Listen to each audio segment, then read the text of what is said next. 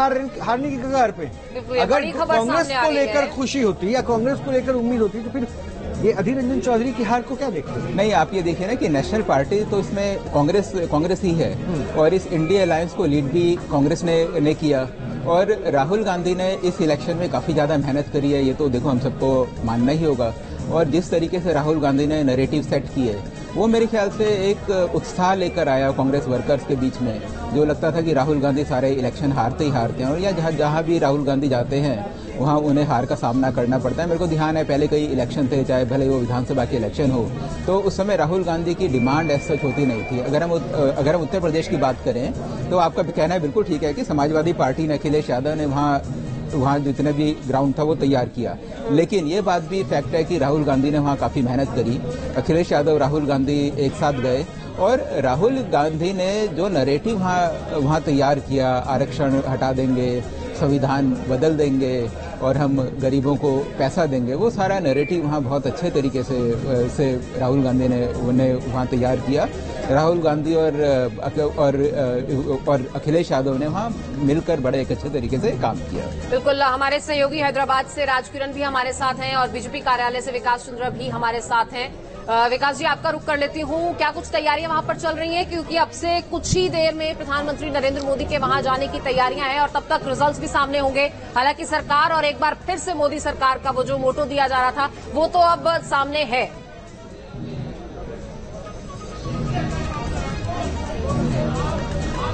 जी, सबसे पहले एक जानकारी दे दूं कि जो बीजेपी के राष्ट्रीय अध्यक्ष जेपी नड्डा है, उनके आवास पर राजनाथ सिंह, अमित शाह यानी जो गृह मंत्री मौजूदा हैं और पार्टी के संगठन महामंत्री बीएल संतोष, इन लोगों की अहम बैठक चल रही है और उसमें आगे की रणनीति पर विचार हो रहा है। और इस बैठक को काफी महत्वपूर्ण इसलिए माना जा रहा है कि रुझान सामने है और जो बीजेपी सोच कर चल रही थी वो नहीं है और उसको लेकर के बैठक चल रही है कि आगे की रणनीति क्या हो, यानी सरकार गठन में अड़चन ना आए, उसको लेकर के अभी से ही बैठकों का दौर शुरू हो गया है। जहां तक रहा सवाल बीजेपी में तैयारियों का, तो अभी जो जानकारी आई है कि बीजेपी ने अपने कार्यकर्ताओं को 5 बजे बीजेपी दफ्तर पहुंचने के लिए कहा है, सबको संदेश भिजवाए गए हैं। और अब जो जानकारी है कि पहले थी कि 7 बजे प्रधानमंत्री नरेंद्र मोदी आएंगे, अब 8 बजे प्रधानमंत्री नरेंद्र मोदी आएंगे और बीजेपी का जो विस्तार कार्यालय है उसमें वो कार्यकर्ताओं को संबोधित करेंगे। उसके पहले पार्टी के वरिष्ठ नेता जो पार्लियामेंट्री बोर्ड की बैठक करेंगे, जो बीजेपी में एक परिपाटी है कि चुनाव परिणाम के दिन पार्लियामेंट्री बोर्ड की बैठक होती है, तो उसकी तैयारी यहाँ पर चल रही है। विस्तार कार्यालय में पूरी तैयारी मुकम्मल की जा चुकी है,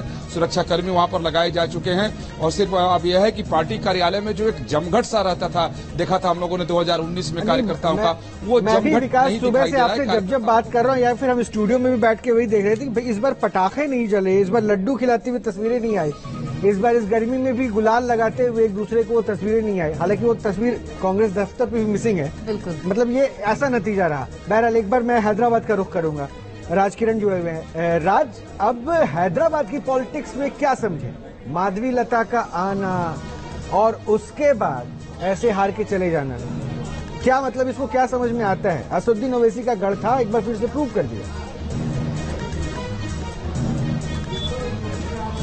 हाँ जी, यहाँ पर हैदराबाद पार्लियामेंट में देखा गया तो स्टार्टिंग से जो माधवी लता जिस तरह की माहौल यहाँ पर बना के रखे थे, वो बोल रहे थे कि मुस्लिम समुदाय के लोग भी मुझे वोट करने वाले हैं, अब के बाद किसी भी हालत में असदुद्दीन ओवैसी को हराने वाली है। मगर हकीकत में जब आंकड़े आगे आते हैं तो देखा गया तो अभी तक असदुद्दीन ओवैसी को 6,50,000 वोट यहाँ पर उनको अब तक हासिल किए हैं और माधवी लता सिर्फ 3,20,000, मतलब आधे वोट भी अभी तक माधवी लता जी को अभी इसमें नहीं आया है। 3,30,000 वोटों से असदुद्दीन ओवैसी यहाँ पर लीड करते हुए दिख रहे हैं। जिस तरह से असदुद्दीन ओवैसी एक ही दम खामोशी से जिस तरह का माहौल को उनके तरफ बदल दिया गया है, जहां पर हिंदू बहुमूल इलाके हैं वहां पर एआईएमआईएम को वोट करते हुए दिखे हैं। मलकपेट जैसे इलाकों में जहां पर हिंदू डोमिनेंस एरिया है वहां पर भी असदुद्दीन ओवैसी को वोट गिरते हुए दिखे हैं। इसके पीछे की वजह क्या रही? क्योंकि ग्राउंड को आप देख रहे हैं, तब से समझ रहे हैं। और हैदराबाद की बात करें तो ये तमाम सीटों में से हॉट सीट तब बन जाती है जब बयानबाजी की बात आती है, जब आरोप प्रत्यारोप की बात आती है, जब वहां से वीडियोस की बात आती है।